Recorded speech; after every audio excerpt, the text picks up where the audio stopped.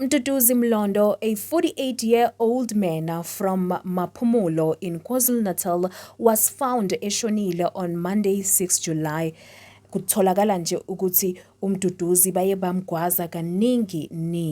Sanibonani Dumelang and welcome to Cindy M Media Player. KwaMaphumulo, also known as Maphumulo, is a predominantly rural town and local municipality located in the Ilembe district of KwaZulu-Natal.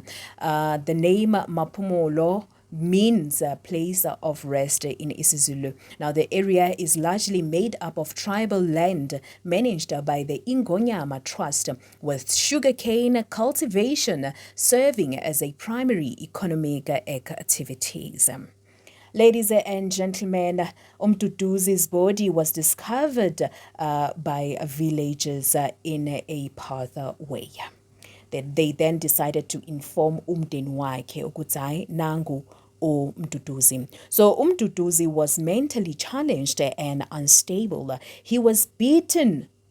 Uye washawa kabuhlungu. From there bamgwaza kaningi bangaqedi lapho kusho ukuthi yena bathatha nje into bamgwaza la entanyeni by two men who recently arrived endaweni. Now, according to his cousin Uvusi Mlondo, uthi hayi phela uMduduzi uye attend a traditional ceremony on Sunday and he did not return home that evening.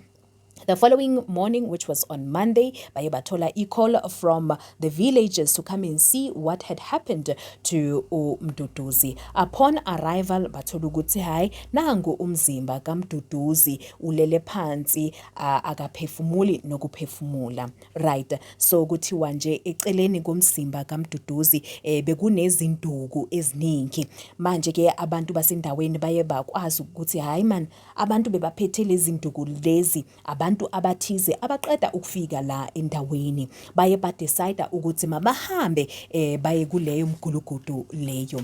Upon arrival baye bathola le mgulugudu bababuza ukuthi kutheni niyenze into ekanje kuMduduzi ukuthi uMduduzi uyagula ngengqondo. Bathi bona uMduduzi uye wafika nje ebusuku balele waqala washaya umnyango wabo. That's when they decided ukwenza lento le bayenzile. So according to amaphoyisa bathi bona mabafika laphayana endaweni yesigameko, kahle angeke sithi indawo yesigameko kodwa ke mabafika laphayana lapho bekulele umzimba waka Mduduzi baye bathola ukuthi hayi akunagazi, kusho ukuthi uMduduzi uye wabulawa endaweni ethize, and then from there bathatha umzimba wakhe bazobeka laphayana estradweni. Right. So lamadoda lawa baye baboshwa with immediate effect. Now, according to the villagers, bathi lamadoda lawa bebana only 3 weeks endaweni.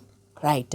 So hey bafowethu injalo indaba ya namhlanje abantu baka Maphumulo i-community yonke yakwaMaphumulo sithi siyabonga ukuthi niye namthanda uMduduzi naphila naye up until kuzofika imgulukudu nje izodecide oqeda ngempilo yakhe. Engathi uNkulunkulu angaba nomndeni kaMduduzi kanye necommunity yakaMduduzi, naye uMduduzi engathi angalala ngoxolo. Guysini siyabonga ngokubukela, sicela ukuthi nisubscribe niphinde futhi ni like. Up until next time, ngiyanithanda.